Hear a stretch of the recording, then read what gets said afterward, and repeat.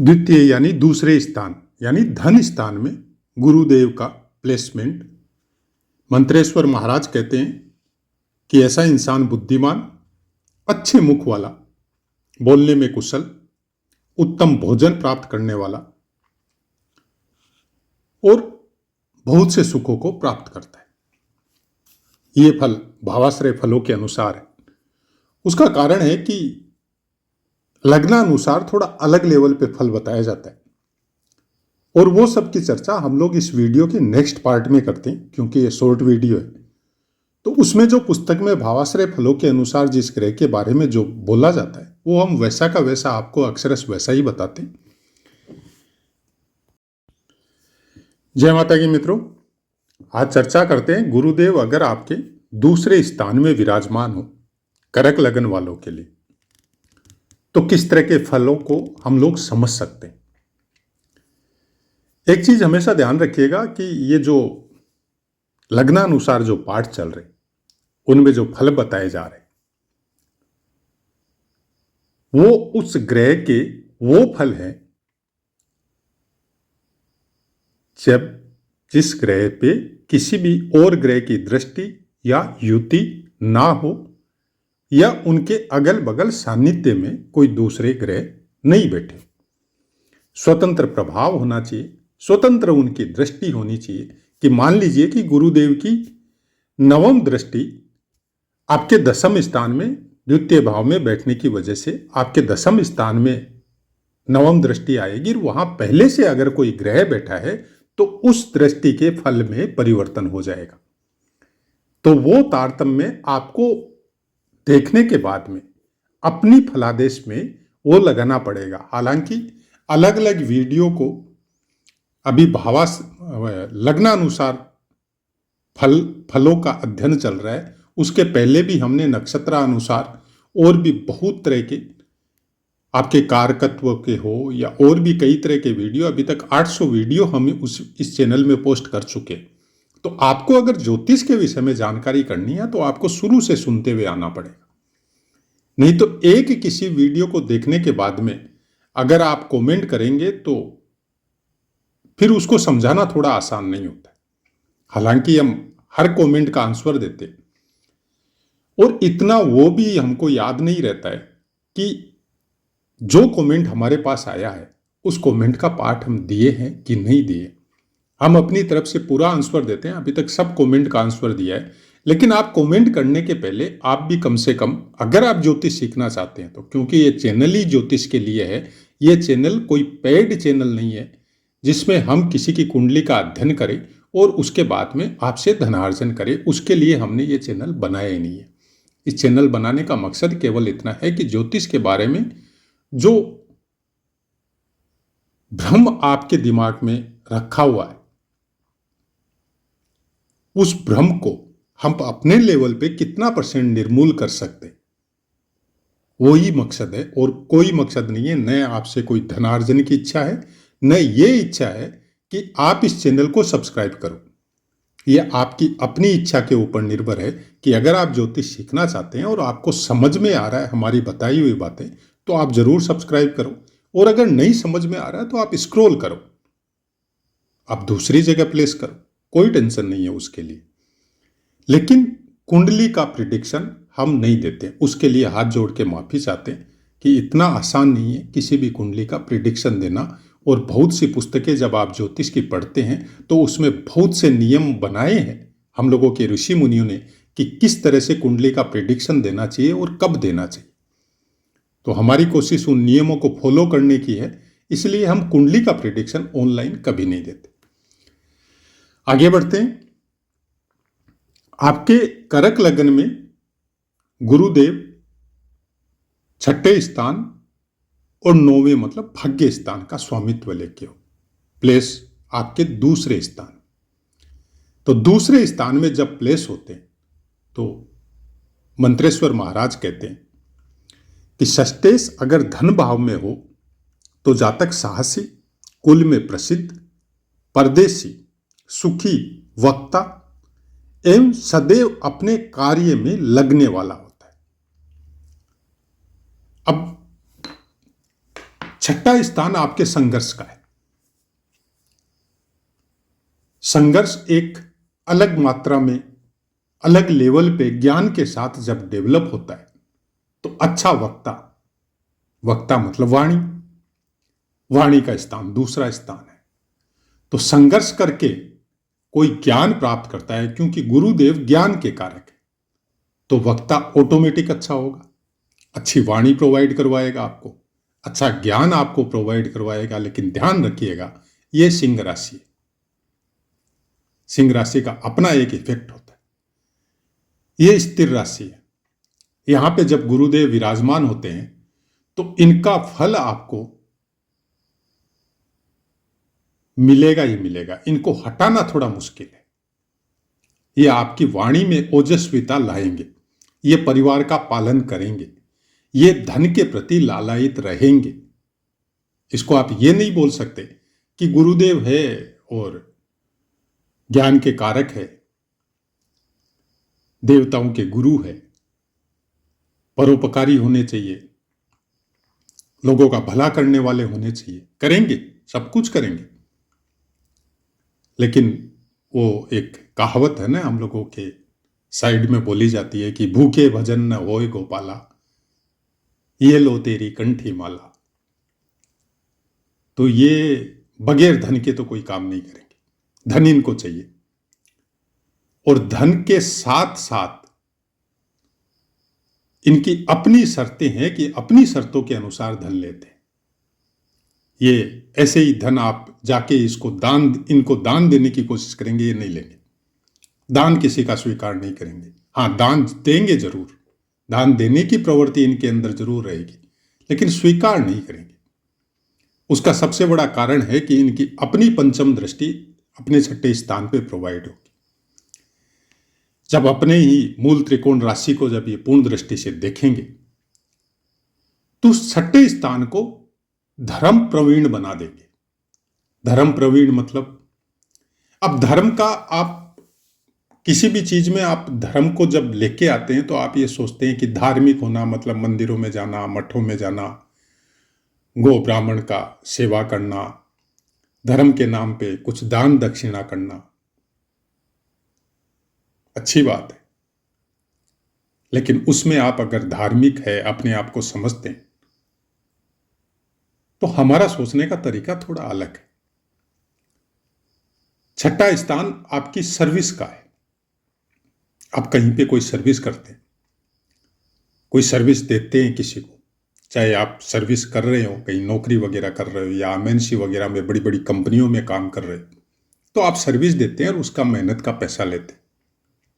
Professional है तो आप अपने क्लाइंट को सर्विस देते हैं, उसका आप पैसा लेते हैं। ऐसे गुरु जिनके प्लेस होते हैं करक लगन वालों के, ये धर्म पूर्ण सर्विस देंगे। मतलब ऐसा नहीं है, क्योंकि सर्विस सेक्टर में भी हम लोग देखते हैं कि आप कोई भी प्रोडक्ट लेके आते हैं तो आपको सर्विस की वारंटी या गारंटी मिलती है 2 साल 3 साल 5 साल की। जब वो प्रोडक्ट कभी खराब होता है तो आप उस सर्विस सेंटर में फोन करते, वो 10 दिन बाद में, 15 दिन बाद में, 20 दिन बाद में कब आपके पास आएगा, या आपने प्रोडक्ट वहां ले जाके दे दिया तो कब आपका ठीक होगा, ये सर्विस नहीं। ये सर्विस ये नहीं देते।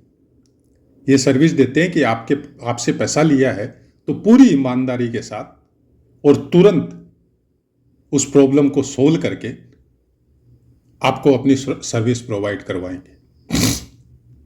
फ्री सर्विस भी देते, ऐसी बात नहीं है फ्री नहीं देते, फ्री भी देंगे, लेकिन वहां पे इनका ज्ञान संतुष्ट होना पड़ेगा।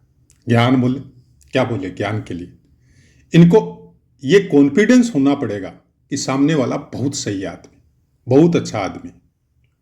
हाँ, कोई वजह से आर्थिक स्थिति थोड़ी ठीक नहीं है, वहां फ्री सर्विस देंगे। इनको खुद को कॉन्फिडेंस होना पड़ेगा कि हम जिस जगह फ्री सर्विस दे रहे हैं वो उसका हक है, हकदार है वो। ऐसे ही किसी को दान नहीं देंगे, ऐसे ही अपना समय ये हर किसी के साथ बर्बाद नहीं करेंगे।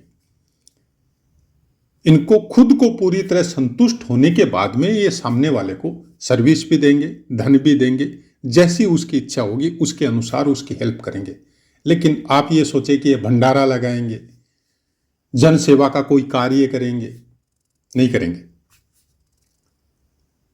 कर्क लग्न वालों के लिए गुरु अगर दूसरे स्थान सिंह राशि पे बैठे हैं, अपने परिवार की सुरक्षा शेर की तरह करेंगे, हर परिस्थिति में करेंगे। कोई बच्चा अगर या कोई परिवार का कोई मेंबर अगर इनसे बड़ा भी है, थोड़े समय के बाद में इनके ज्ञान की वजह से, परिवार को संभालने की वजह से पूरी की पूरी बागडोर इनके सुपुर्द कर देगा, चाहे ये उम्र में सबसे छोटे हो, और फिर इन्हीं की चलेगी उस परिवार में। संस्कार ऐसे बच्चों का अच्छा मिलता है क्योंकि प्रारब्ध के द्वारा ये ऐसे परिवार में जन्म लेते हैं। प्रायकर कोई दूसरे ग्रह का कोई ऐसा इफेक्ट आ जाए, कोई दृष्टि आ जाए, वो एक अलग मैटर करता है। लेकिन गुरुदेव अगर अच्छे बल के साथ विराजमान है दूसरे घर में, खासकर कर्क लग्न वालों के लिए, तो ये सुसंस्कारित परिवार में ही जन्म होता है इनका, और वो पूरा परिवार इनकी हेल्प करता है, इनके कामों की सराहना भी करता है, इनको हर चीज में आगे रखने की कोशिश भी करता है। गुरु ग्रह के साथ थोड़ा यही प्रॉब्लम है, इनको अपने ज्ञान या अपने कार्य के लिए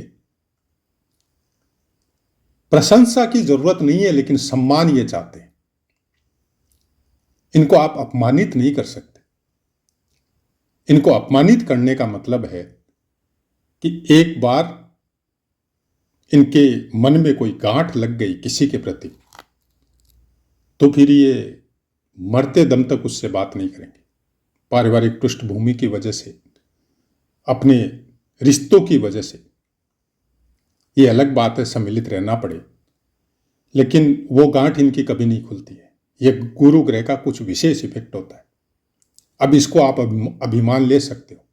आपने देखा होगा परिवार में ऐसे बंदे बहुत होते हैं, भाई भाई में भी होते हैं, अगल बगल समाज में भी होते हैं, कि एक बार कुछ गलत देख लिया किसी अच्छे आदमी ने, किसी अच्छे आदमी का, दोनों ही अच्छे, लेकिन एक बार कुछ गलत देख लिया, उसके बाद में उससे बात नहीं करते।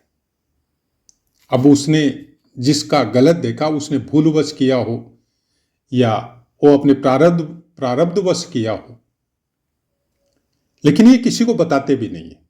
ये भी बात सही है कि उसका जो माइनस फैक्टर है, उसके बारे में जो गलत चीज उसने देखी है, ये उसको अपमानित करने के लिए किसी को नहीं बताएंगे।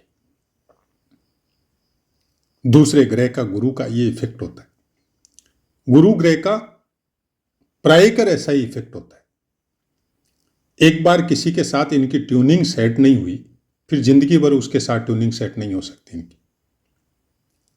ये बार बार रिप्लेस नहीं करते अपने ज्ञान को, ये अपने ज्ञान पे दृढ़ रहते हैं, और जो इनके संघर्ष के द्वारा या संस्कार के द्वारा या वेद पुराणों के द्वारा जो ज्ञान इनको प्राप्त हुआ है, उसके ऊपर ये दृढ़ है, फिक्स है। इनके अंदर सबसे बड़ी खास बात यह होती है कि ये उसमें कोई मॉडिफिकेशन नहीं करते। मॉडिफिकेशन भी अपने ज्ञान के द्वारा, अपनी रिसर्च के द्वारा करेंगे, आपके बताने से नहीं करेंगे। आप ज्यादा इनके ऊपर प्रेस करेंगे तो फिर ये आपको साइड कर देंगे, आपसे बोलना बंद कर देंगे।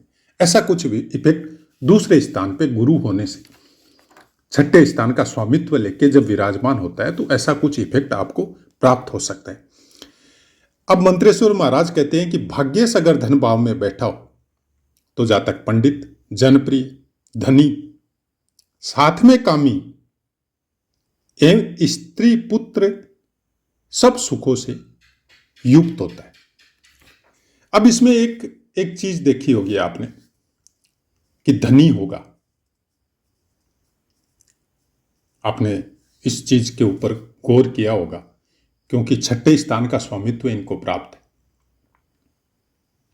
और दूसरा स्थान में ये प्लेस है।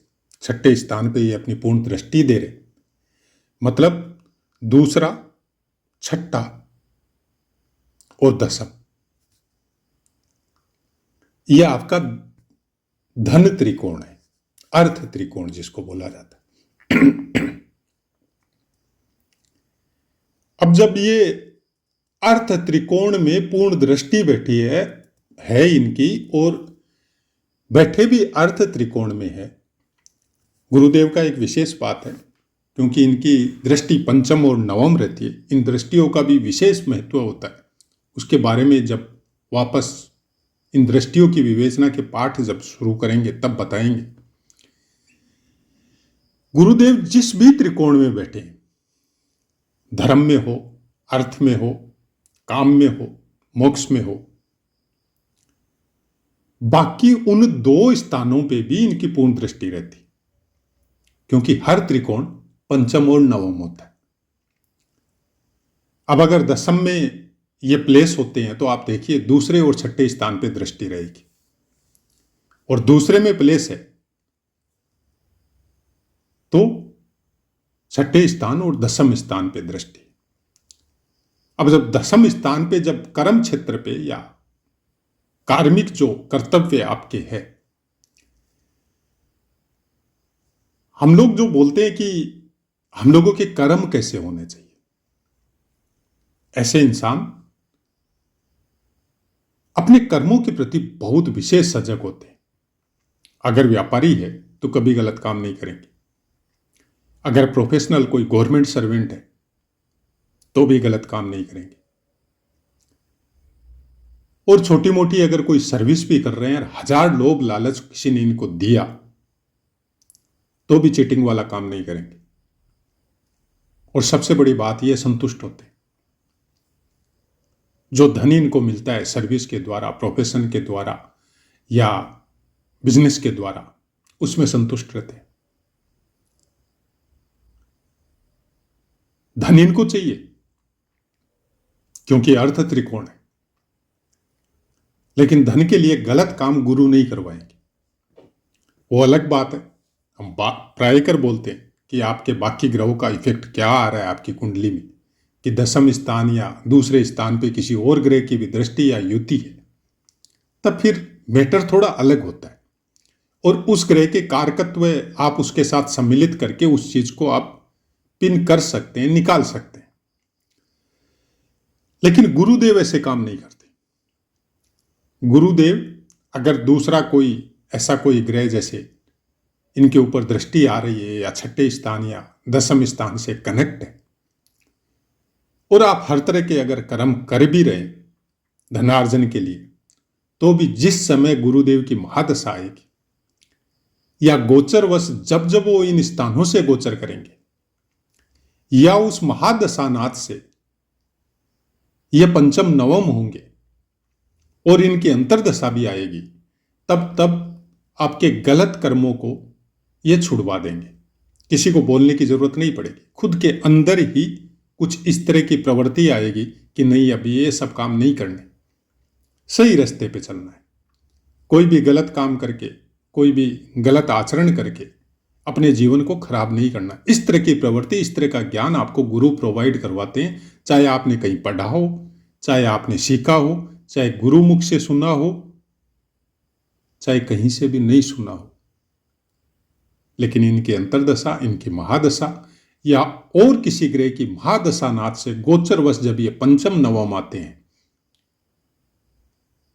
तब ये आपको ये सब चीजें अपने आप अंदर से अनुभूतियां देंगे, और उस चीज को ये एक्टिव करवाने की कोशिश करेंगे कि क्या कर रहे हो, ये करने के लिए आप इस तरह पे नहीं आए। आपका गुरुदेव किसी भी लग्न में, चाहे गलत हो, गलत भावों का स्वामित्व इनके पास हो, अगर आप किसी भी धर्म को मानते हो, किसी भी पंथ को मानते हो, और उस धर्म या पंथ के विषय की पुस्तकों का अध्ययन करते हो और कोशिश करते हो चलने की उनके अनुसार, तो आप यकीन मान के चलो कि आपका गुरुदेव एक्टिव है, और आपका गुरुदेव आपको सही रास्ता दिखाने का कोशिश कर रहा है। ये उनके लिए है जो ये लिखते हैं कई बार कि हमको कैसे पता चले कि हमारा गुरुदेव या गुरु ग्रह हमको अच्छा फल दे रहा है या नहीं दे रहा है।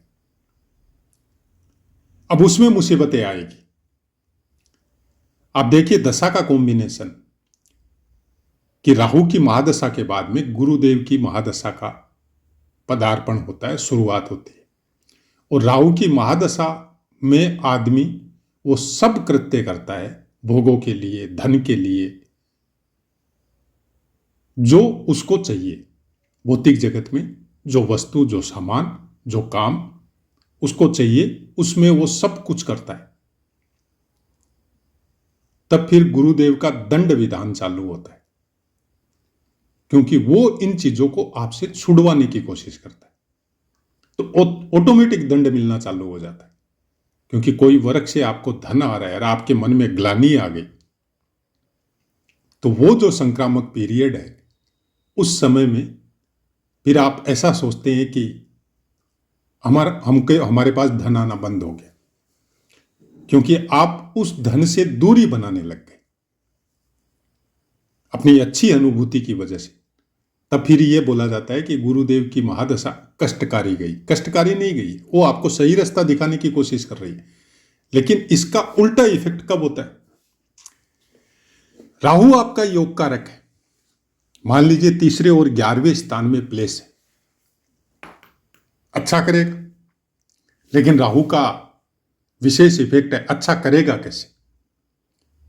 हर तरह के वो कृत्य जो इंसान को नहीं करनी चाहिए, वो करने के बाद में जो भौतिक जगत के लिए या भौतिक शरीर के लिए जो सुख चाहिए, धन का हो सकता है, बाकी वस्तुओं का या चीजों का हो सकता है, वो सब आपने गलत रास्ते से प्राप्त ही नहीं किया। जो जैसा मिला वैसे में आप संतुष्ट हुए और अपने कर्मों में आपने विशेष ख्याल रखा। इसका मतलब आपका गुरु बचपन से ही आपके साथ है, चाहे आपने भौतिक शरीर से किसी को गुरु बनाया हो या नहीं बनाया, चाहे आपकी वैसी पारिवारिक पृष्ठभूमि हो चाहे नहीं हो, लेकिन प्रारब्ध के अनुसार गुरु ग्रह का इफेक्ट आपके साथ शुरू से ही है। अब वो गुरु या वो गुरु ग्रह आपके लग्नानुसार योग कारक आपकी कुंडली में नहीं है, क्योंकि उनका स्वामित्व कुछ खराब स्थानों का है। जैसे लाइक आपका वृष लग्न, तो वृष लग्न में क्या होता है कि 11वें स्थान और अष्टम स्थान का स्वामित्व इनको मिलता है। लेकिन अगर आपने राहु की महादशा में सोच समझ के अपने जीवन का निर्वाह किया है, कोई भी गलत कृत्य नहीं किया है, तो वो ही गुरु ग्रह आपको अच्छे फल देके जाता है अपनी महादशा में। जबकि आप कुंडली दिखाने जाएंगे तब आपको ये बोला जाएगा कि गुरु ग्रह की महादशा आ रही है, आप कुछ कुछ ऐसा रेमेडी वगैरह करो, नहीं तो ये महादशा आपको गलत फल देके जाएगी। ऐसा नहीं होता। तो ऐसा है मित्रों, पाठ समझ में आया होगा। अब अपनी वाणी को विराम देते, आपसे आज्ञा लेते। जय माता।